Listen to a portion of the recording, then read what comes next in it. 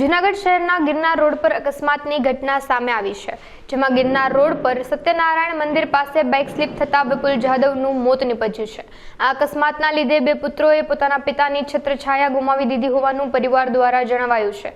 આ ઉપરાંત છેલ્લા 6 માસથી વધુ સમયથી રસ્તો ખોદાયા હોવાના આક્ષેપો પરિવારજનો દ્વારા કરવામાં આવ્યા હતા, તેમજ વહેલી તકે રસ્તો નહીં બનાવવામાં આવે તો સ્થાનિક લોકો દ્વારા રસ્તો રોકી આંદોલન કરવાની ચીમકી ઉચ્ચારવામાં આવી હતી। આ ઉપરાંત સરકાર દ્વારા મૃતકના પરિવારને સહાય ચૂકવવા માટે માંગ કરવામાં આવી છે।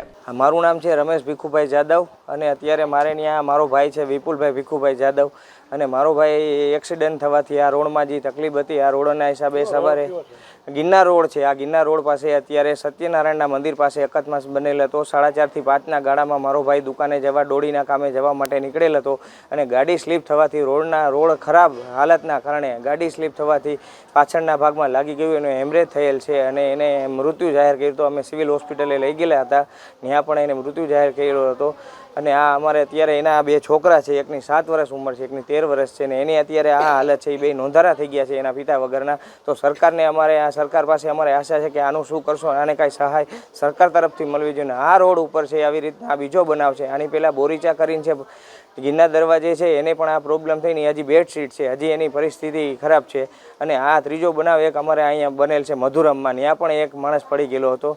એટલે આ રોડ ત્રાહીમામ છે। રોડ અહીંના રેસિડન્ટ અહીંના દુકાનદારોને આ રોડનું પૂછો એટલે કહેશે કે કેટલું આનેથી આ તકલીફ છે।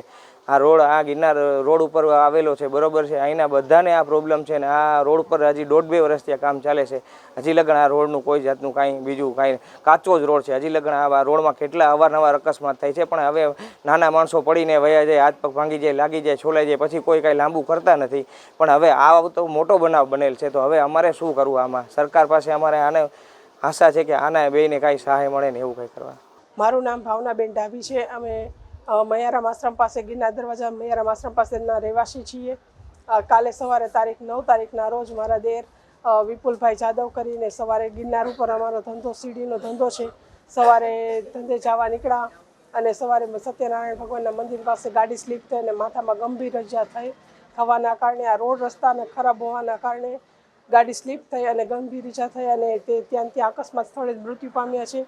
આથી અમે અહીંના રહેવાસી અમથાઈ અમે કેટલા ટાઈમ ત્યાં કંટાળેલા છીએ ને હવે અમે આ રોડ જ્યાં સુધી સરકાર કે જેએમસી નહીં કરે ત્યાં સુધી અમે ધરણા આપશું અથવા આંદોલન કરશું અને રોડ બ્લોક કરશું। અકસ્માત તો ઘણા થયા છે, નાના મોટા તો ઘણા થયા છે, પણ આ તો એક ગંભીર અકસ્માત થયો છે જેના ઉપર જેએમસીને ધ્યાન આપવું જ પડશે। ગિરનાર ડોલી એસોસિએશન પ્રમુખ રમેશભાઈ બાવળિયા કાલે 5 થી 6ની વચારે જે શેરની ટાંકીથી ભવનાથ લગીન કહેવાય એ ગિરનાર રોડ જ કહેવાય, તો આપણે સત્યનારાયણ મંદિર પાસે સવારે 5 થી 6 વાગે વિપુલભાઈ જાદવ કરીને જતા હતા ડોડીના કામે, ત્યારે એનું રસ્તામાં અકસ્માત થયું અને અકસ્માત થતાં ગાડી સ્લીપ થઈ રોડના ખરાબના કારણે, તો એને માથામાં પડ્યો એટલે પાણો લાગી ગયો, હેમરેજ થઈ ગયું અને પછી 108ને બોલાવી ત્યારે એને સિવિલ હોસ્પિટલ લઈ ગયા, ત્યારે એને મૃતક જાહેર કર્યો।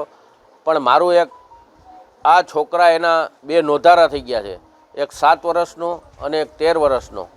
એની એક સરકારશ્રીને મારી મુખ્યમંત્રીશ્રીને એક નમ્ર રજૂઆત છે કે આ લોકોને નાના છે તો એને ભણવા ગણવાની સહાય મળે અને મુખ્યમંત્રીશ્રીના ફંડમાંથી જે સહાય આપી શકે છે તો એને સહાય કરે અને એક અમારા સાંસદશ્રી અને ધારાસભ્યશ્રી અહીંયા એમને ઘરે આવીને મુલાકાત લે, આશ્વાસન આપે અને એને જે કંઈ સહાય મળે સરકારશ્રીમાંથી એટલી એક મદદ કરે, એક મારી આ નમ્ર અપીલ અને રજૂઆત છે।